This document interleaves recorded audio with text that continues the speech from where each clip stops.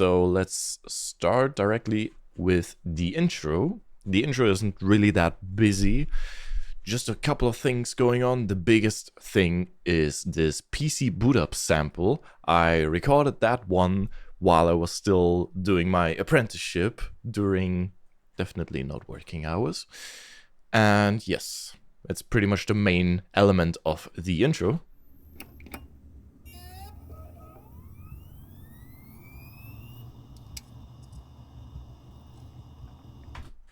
Beautiful PC booting up action. Just resampled or sampled an old PC we had laying around in inventory. Just laid my phone in it, pressed record and booted up the PC. That's the whole thing. Then the second part is this weird plucky pad kind of thing. Let me just play it singled out. And it just keeps on going like that throughout the whole intro. That is a vinyl patch. That patch has, this is the main LFO, which is, I believe, also responsible for that plucky sound, I believe. And that was played way too low, but the second LFO is responsible for that plucky thing, and the first LFO just gives it some movement, laid that on some filters. These are the wavetables that I used, a little bit of FM action going on there, going through chorus, phaser, EQ, and a filter. That filter is bringing in some movement as well as the phaser, and that's pretty much the whole patch. The intro also contains the infamous beep boop sample, which is being filtered in by this automation clip, and the volume is turned down a slight bit by the other automation clip. It's this one. Funny story behind that. This sample is not only responsible for giving the song its name, beep boop, but that also was recorded while Drakir from MetaArchion and I sat in a call, and we showed each other some projects and some progress and things we've been working on. Let me quickly go over here. At the end, I threw the sample as is in there for the end, and that's just a whole sample. Sock it somewhere. Yup. That beep boop is just me, and his interface was doing some weird fuckery where it sounded like I was a robot. And the beginning of the sample is him saying, "Say it again." So that's pretty much that. Then we also have some good old dial-up internet noises, because what else fits better to a PC booting up sample than that? And that's pretty much the whole intro, nothing much going on there. We have a drum loop over here, which are just these drums, but resampled in one clip and bit crushed. I'm using Tall Bit Crusher for that. That bit crusher is free, can highly recommend. And yes, this automation clip is over here is sidechain. I believe I'm just using it for the synth, so it has that ducking effect. Then we move on to the first bridge / pre-chorus part. Over here, it's mostly just the drums picking up speed a little over time. At first they start out pretty simple with pretty much just that.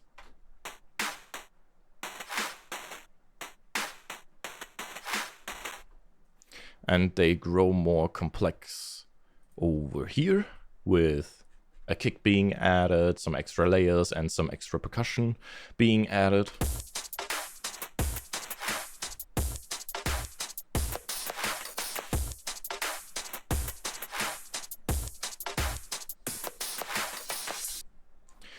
Nothing all too fancy going on here. It's just some top drums, some hi-hats, some cymbals, some ride cymbals, and kick and clap. And that's pretty much it. The only thing I would talk about is this up here, which every second clap hit I reversed into itself. So it has a bit of variation going on. Then we go to the synths. This one is, let's go over here. That's the full thing. This is pretty much the plucky pad thing from the intro, just a little more complex. Split into 3 layers. Sounds like this. Maybe without sidechain.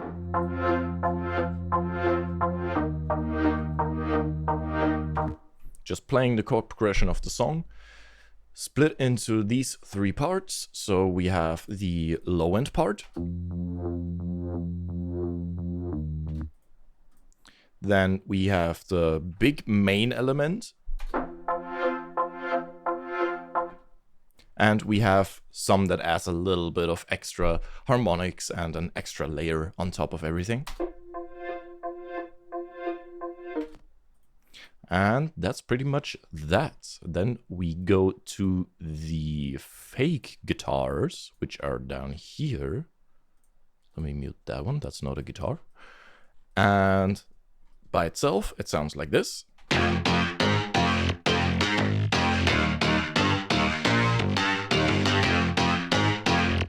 Just playing a riff I came up with on the fly. Consists of 3 layers. This one is the bass guitar-esque sounding thing. Sounds like this. Kind of sounds like a acid thing almost, like an acid, like Roland 303-esque kind of sound.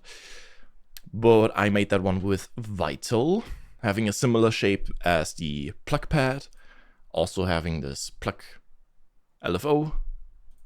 And yeah, nothing much going on. Some movement here, some effects, phaser giving it some movement, cut out some of the lower mids and subfrequencies, goes through distortion for some extra saturation.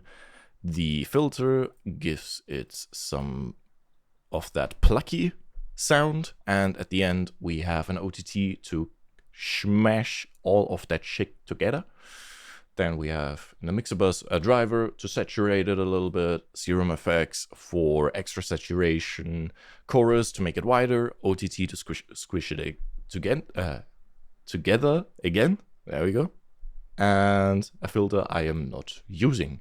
And we have an equalizer, cutting out the subfrequencies and rolling off the highs at 7 kilohertz. That's a trick I picked up from Jaws, because in most sound design synth patches, if you cut or at least roll off everything above 7 kilohertz, it's not gonna make that much of a difference sound-wise. It's not gonna sound much different, but it will create more space for your drums, especially hi-hats. So that's a neat trick I picked up. Next element is the 303 bass line I put underneath that.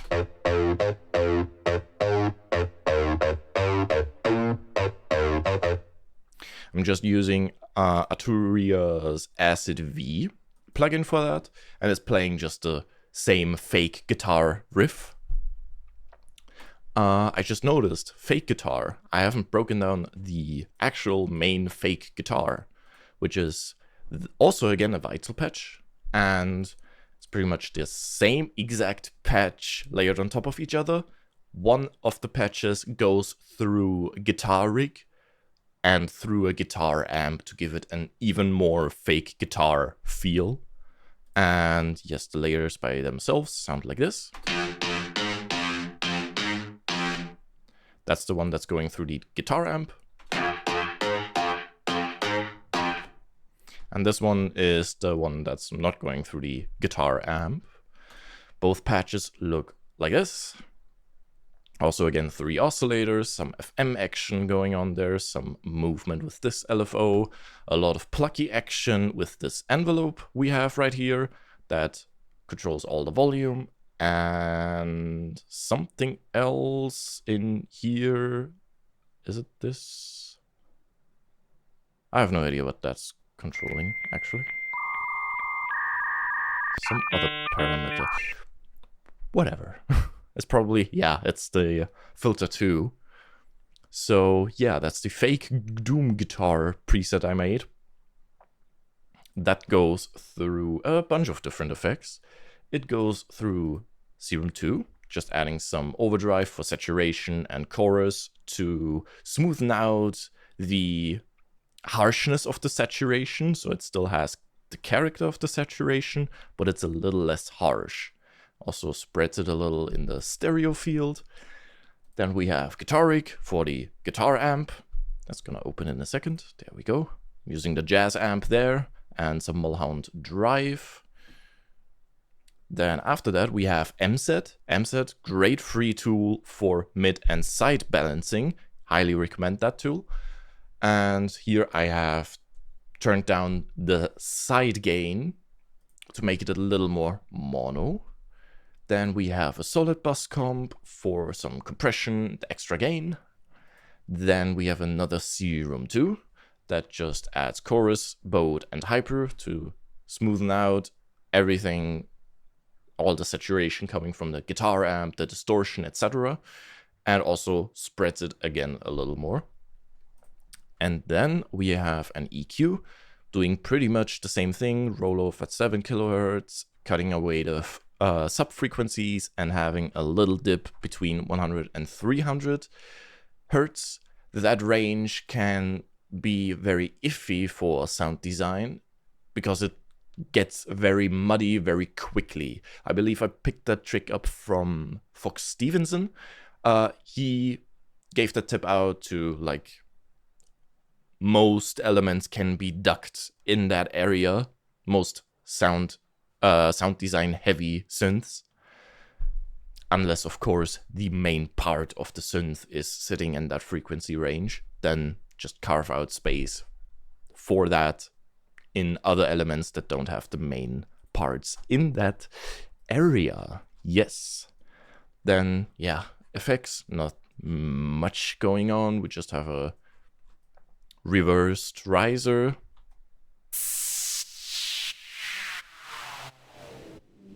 Having a bit of sidechain clip automation thing going on there. We have, I believe, a saturated version of the dial-up internet noises. No, actually it's the regular one. And yes, that's pretty much it for this section. Now we go over to the build-up. First starts off with basically removing elements from the previous section to build some tension, and then we go over to the second half where it really starts ramping up and building up. I have not much fancy stuff going on. I just repeat the same chord over here. At the end, I'm pitching that up. Then I have the 303 sound that's also looping a certain riff, and the loop gets like shorter over time and also gets pitched up at the end.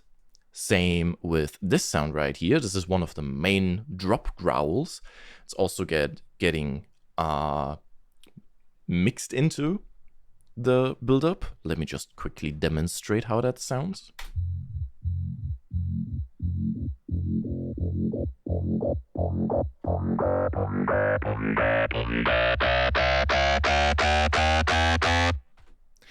Yes, one of the main growls just gets filtered in to prepare the listener for what is about to come. Then typical build-up drums. We have a snare roll up here that also gets filtered in. And the fanciest stuff is up here, those two automation clips. And I know I'm gonna get hate for that probably, because those are master automations. I put something on my master for that. I put a balance there, which the top clip is controlling. And what that is doing is it slightly decreases the overall volume of the track, not by an amount that is directly noticeable, but you can feel it. Right when the drop hits, the full volume cuts back and the drop hits harder.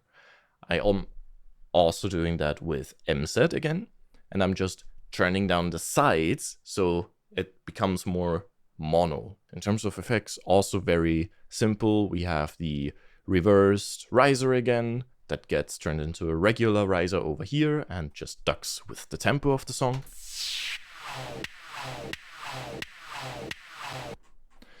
Could have done that more cleanly, but oh well. Then we have also another riser right here, and that's pretty much the gist of it. And right before the drop, we have a small fill, small drum fill right here. And a sample I also recorded while definitely not on shift during my apprenticeship. It had that sound, that tone, and a very nice vocal sample of me. Oi, what's up? I fucking love that. But yes, that was the build-up. And now to the part that probably you are all waiting for, the drop. So let's start up here with drums again. Nothing all too fancy going on here. The only thing I would dive a little deeper into is the main part of the drums, the kick and clap. So this is how the drums sound soloed without anything else.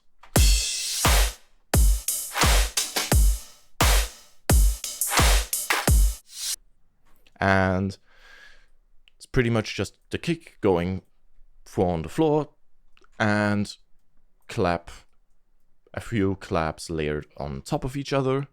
This clap right here being the main clap,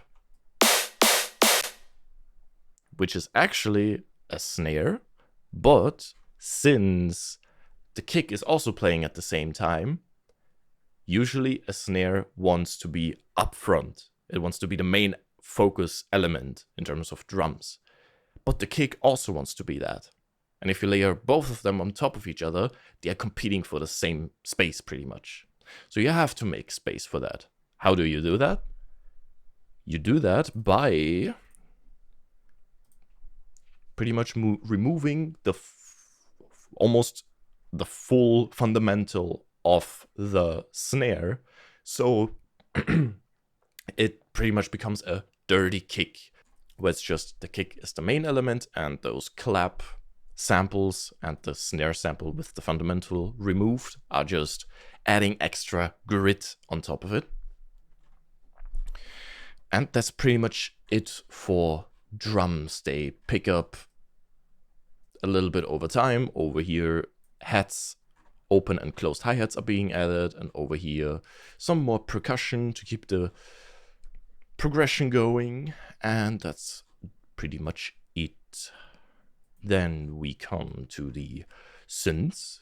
The 303 riff is being chopped up here and used for fills and little emphasis. Exactly, that was the word I was looking for. Emphasizes the initial 2 hits of every couple of bars. I'm too lazy to count them. Then we have the character basses, which are these basses right here. Sidechain, I hate it.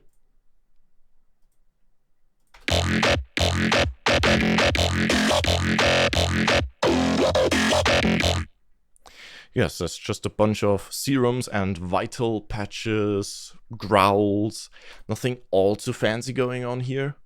Let me dive into, I believe this is one of the more interesting ones. Yes. So this sound is just a serum 2 patch, some basic phase distortion from B and C. Both of them are static. They are not being moved around by the LFO. And the LFO pretty much just controls the EQ and the filter. The EQ has 2 notches that move towards each other that usually create a very yoy kind of sound. In this case, it's not moving towards each other. It's more like almost like a phaser filter almost. And it moves together to create that growl. And the phaser filter is just emphasizing that. It gets squished together by OTT and then saturated by some overdrive distortion and some extra effects right here. Some downsampling to add some extra grit, hyper, chorus, and bode to widen it a little, give it some stereo width. Then some saturation from supercharger and the brightness character setting. Then my favorite distortion plugin, Hamburger. It's a free distortion plugin, has a couple of distortion algorithms, and it's a free distortion plugin, and I fucking love it. Got the grill distortion going on, adding very nice, very sick grit to the sound. And then we have an equalizer doing the regular shenanigans that I already explained. And that's pretty much the gist of it. All the other patches are made similarly, with EQs having peaks moving either towards each other or together up and down to create a vowely, growly kind of sound. And a phaser filter underneath that to emphasize that movement. That's pretty much all the character bases. Then the last layer is the sub bass.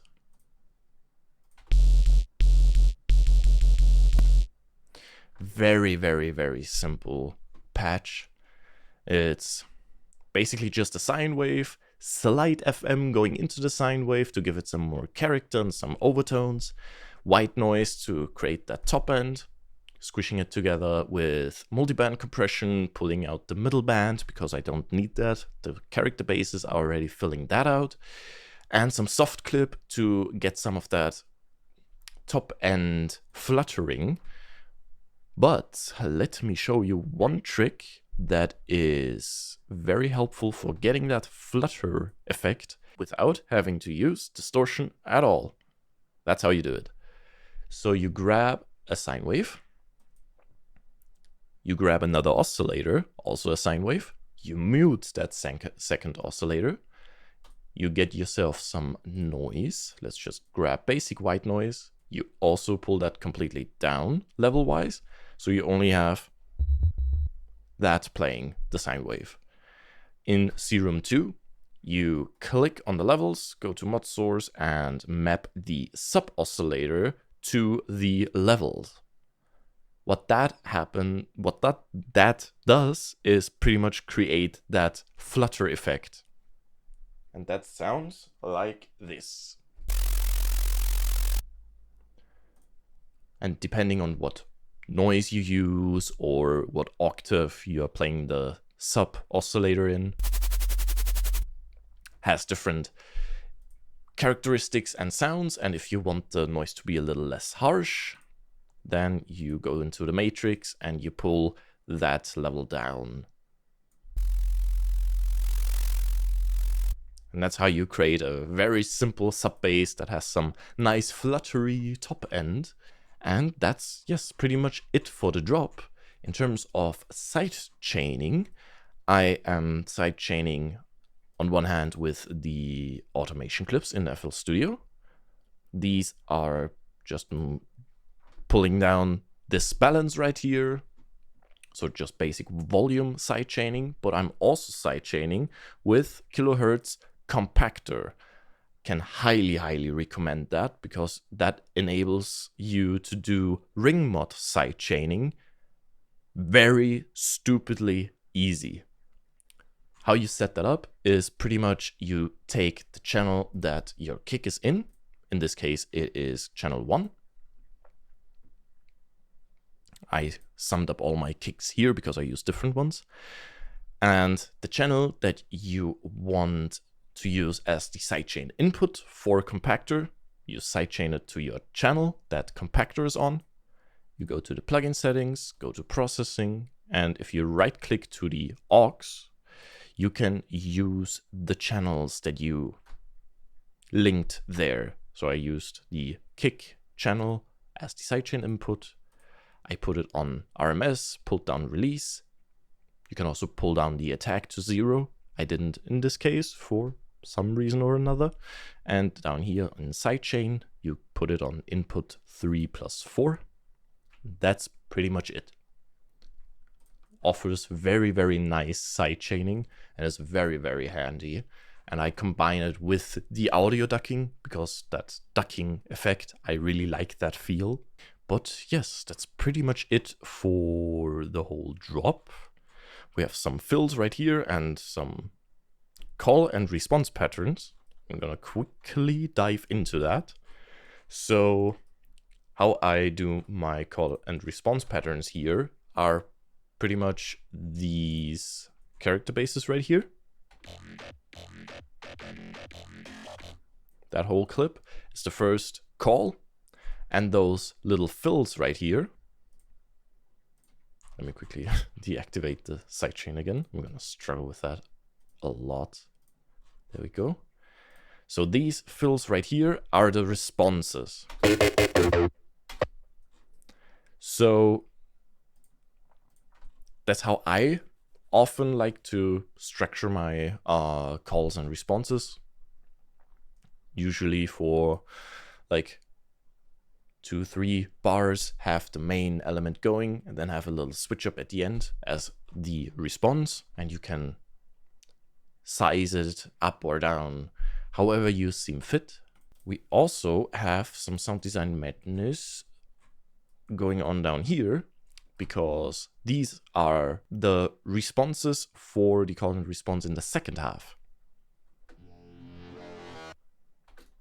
Some wubs, and if you listened closely, you might have heard that that sounds kind of familiar. Let me quickly unmute this clip.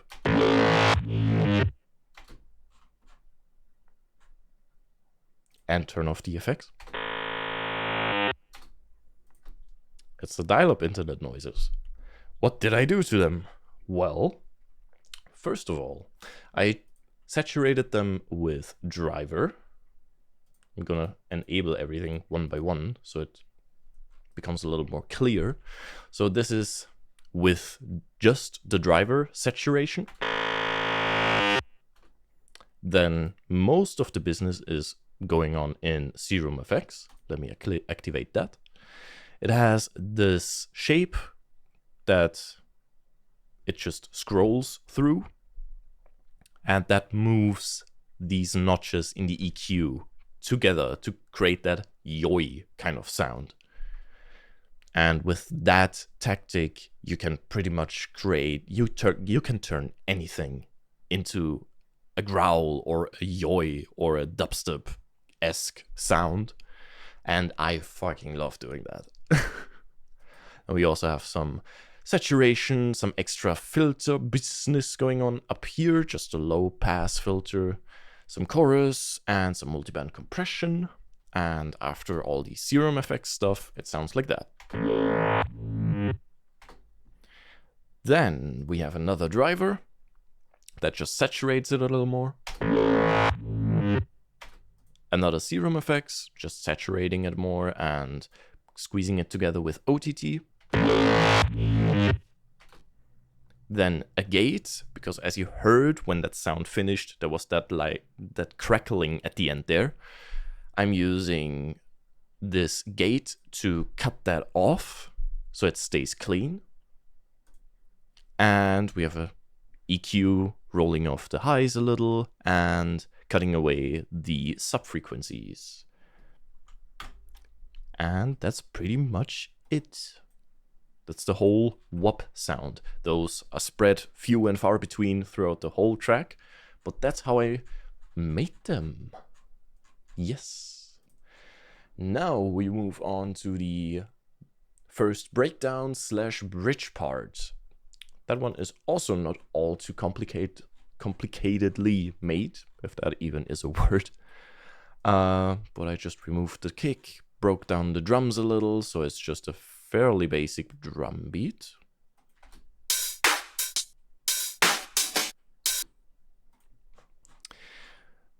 Then down here we have the fake guitar riff coming back again. And we have the beep boop that is getting filtered in over time. And just a reversed riser for impact. Then in the second half of that section, the drums pick up a little, the kick comes back, some percussion is getting added to progress the track. The plucky digital pad thing is coming back. And the 303 acid synth is also coming back. And yes, that's pretty much it. Then it goes to the second build-up. That one is pretty much similarly made to the first one. It has the master automations again. It has the typical build drums. Let me quickly play those.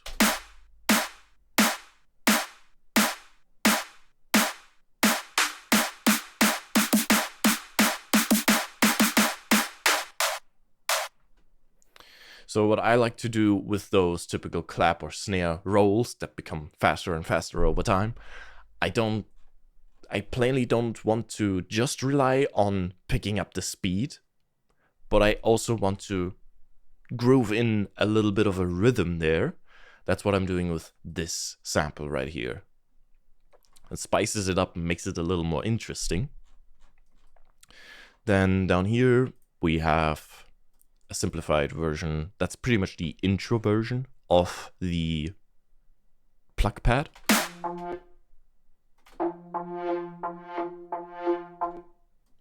Then we have again those whops being filtered in with these automation clips down here.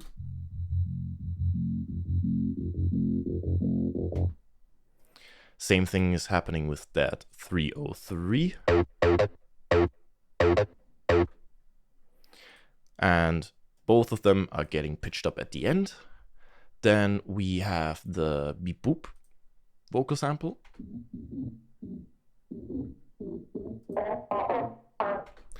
But I messed it up a bunch. I think I just distorted the ever-living hell out of that. Let me quickly check. Yes. I panned it to the right to spread it in the stereo field. And I used gate to... Gate? I EQ'd it. I have no fucking clue what I did there. I think I just lowered the volume, whatever shit I was doing there. I have no clue. I used wider from Polyverse, and that plugin is a very nice stereo widening tool. It's also free to download, can highly recommend. Then we have Supercharged GT again for extra saturation. Yep, I'm distorting the ever-living shit out of that. Then we have Serum effects, adding a flanger and chorus for some extra character and width, and also to smoothen out the harshness of the saturation. Then more saturation in Serum effects too. Also chorus and hyper to widen it and smooth out the saturation a little bit. And then I pulled out some frequencies that sounded too harsh to me. And lastly, we have Fruity Paramedics. I found that this EQ is way, way better to automate than the ozone equalizer that I usually use for mixing. But I'm very accustomed to ozone 9 and the equalizer it has, so I'm just sticking with that. And when I need to automate anything in a mixer or in an EQ, then I use the fruity one. Then we have the beep boop sample again, just without it being completely messed up. And effects, we have the rises again, both of them just rising and doing the thing. And then at the fill, we just have that dial-up internet sound with a reversed cymbal. Yes, with a reversed ride and some clap cymbals filling out the whole thing. Yes. And then pretty much what it does is it drops into the second drop, but it sort of fakes out for the first beat and then fully comes back with the second beat that follows right after. So it's basically a mini fake out. And that's also why the master automation leaks over a little into the drop to emphasize that first, second hit difference a little more. Drums wise, the exact same thing is happening, just a different snare sample that I also removed the fundamental of. Then some percussion, some hi-hats, some rides. Nothing all too fancy going on here. And singled out, it sounds like this.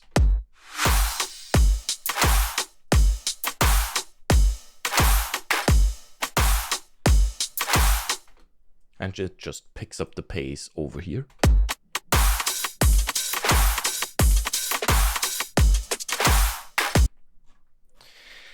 And that's pretty much it for the drop drums.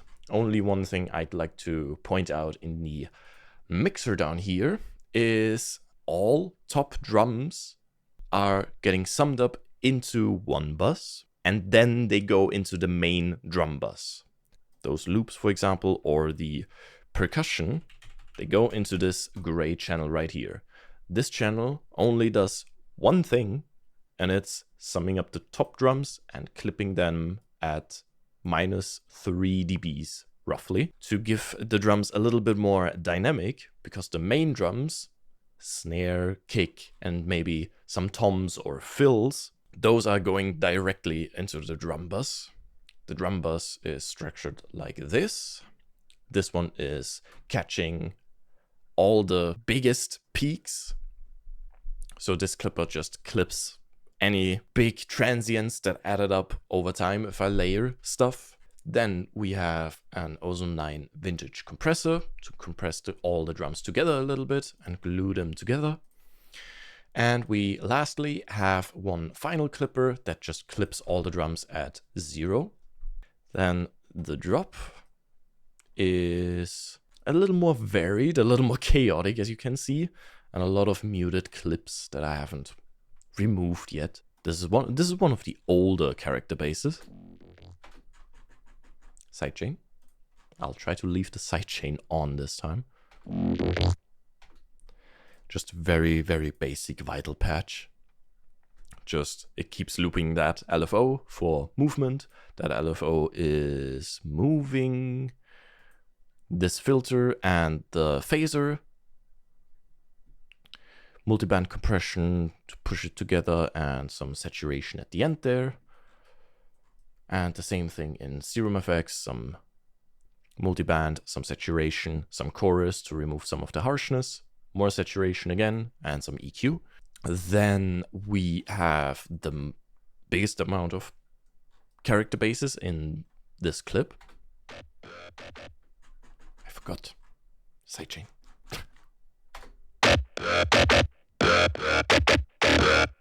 Yes, those aren't all too complicated as well.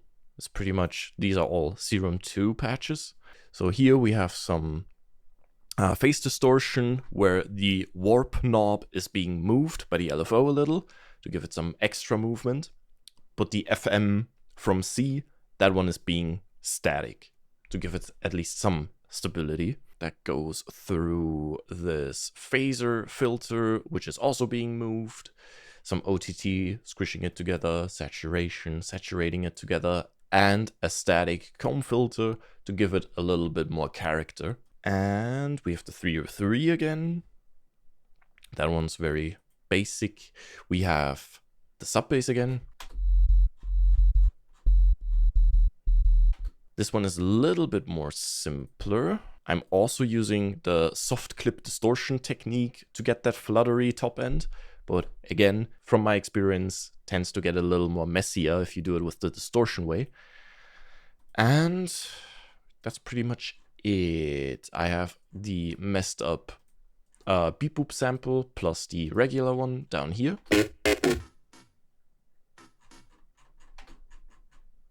And that one's just being pitched to follow the chord progression.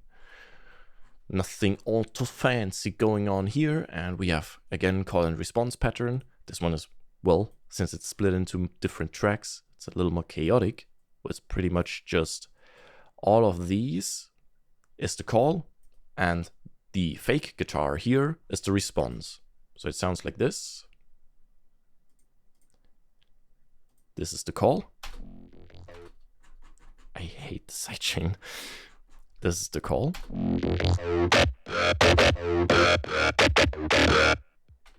And this is the response.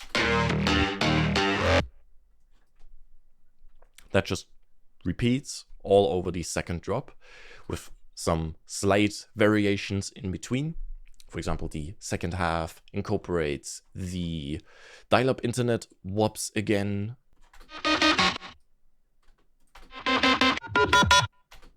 And those are just pitched to fit the chord progression. Breakdown, the final one and the pretty much outro of the whole track. How did I structure that? I brought back in the plug pad from earlier. Then we have the drums from the beginning again.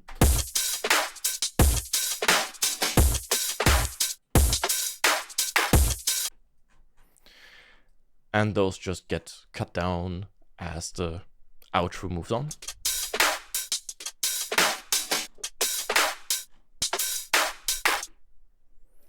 Then at the end of the outro, the fake guitar and 303 sound come back in.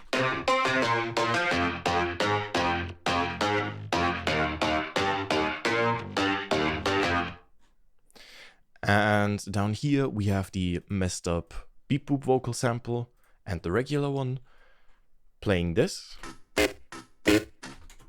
Sidechain.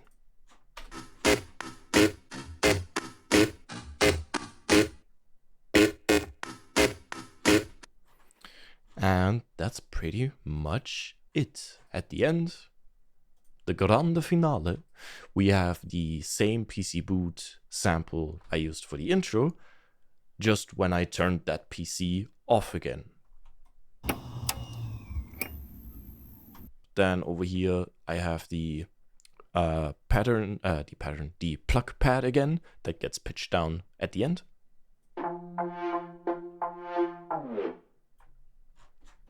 And after it's getting pitched down, the only thing that's still going is D telling me to say it again and me saying beep boop. Suck it somewhere. And yes, that's pretty much the whole project boiled down and broken down, I guess. And since this is my first ever time uploading a video like this, if you have any further questions, requests on things to dive into deeper and more detail, or just general questions that you want me to answer, just drop them in the comments down below. I'd be happy to help you out with that and answer your questions. And I hope to hear your feedback in the comments down below as well. If you enjoyed that video, feel free to follow, and I will see you guys in the next one. Have a great week, and bye-bye.